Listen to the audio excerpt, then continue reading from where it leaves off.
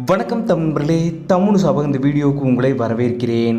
எதிர்நீச்சல் சீரியலிருந்து ஈஸ்வரியா நடிக்கிற கனிகா அவங்க விலகிட்டதா சமீபத்தில் தான் ஒரு இன்டர்வியூவில் சொல்லியிருந்தாங்க.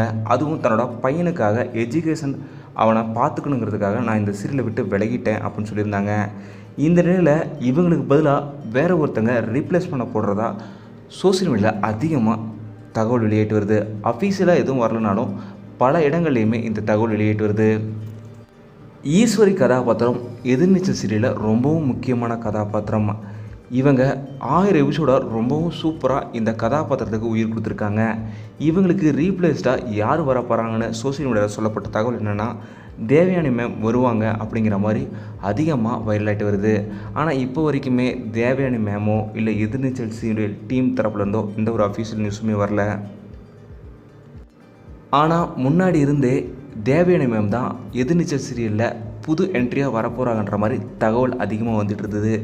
இந்த நிலையில் கனிகா அவங்க ஈஸ்வரி கதாபாத்திரத்துலேருந்து விலகினதுனால இப்போது இவங்களுக்கு ரீப்ளேஸ்டாக வருவாங்களா அப்படிங்கிற மாதிரி பலருமே இப்போது பேசிட்டு வராங்க. உண்மையிலுமே கோலங்களுக்கு அப்புறம் திரும்பவும் அவங்க திருச்செல்வம் சார் அவங்களோட ரீஎன்ட்ரியாக அதுவும் ஈஸ்வரி கதாபாத்திரத்தை கொடுத்தா ரொம்பவும் சூப்பராக இருக்கும். நீங்கள் என்ன நினைக்கிறீங்க? தேவயானி அவங்க வந்தால் எப்படி இருக்குங்கிறத மறக்காம கமெண்ட்டில் சொல்லுங்கள். இந்த வீடியோ உங்களுக்கு பிடிச்சிருந்தால் லைக் பண்ணுங்கள், கமெண்ட் பண்ணுங்கள், ஷேர் பண்ணுங்கள். தமிழ் சேனல் சப்ஸ்கிரைப் பண்ணணுன்னா சப்ஸ்கிரைப் பண்ணிடுங்க. மறக்காமல் பக்கத்தில் இருக்க பெல் ஐக்கானை கிளிக் பண்ணிடுங்க.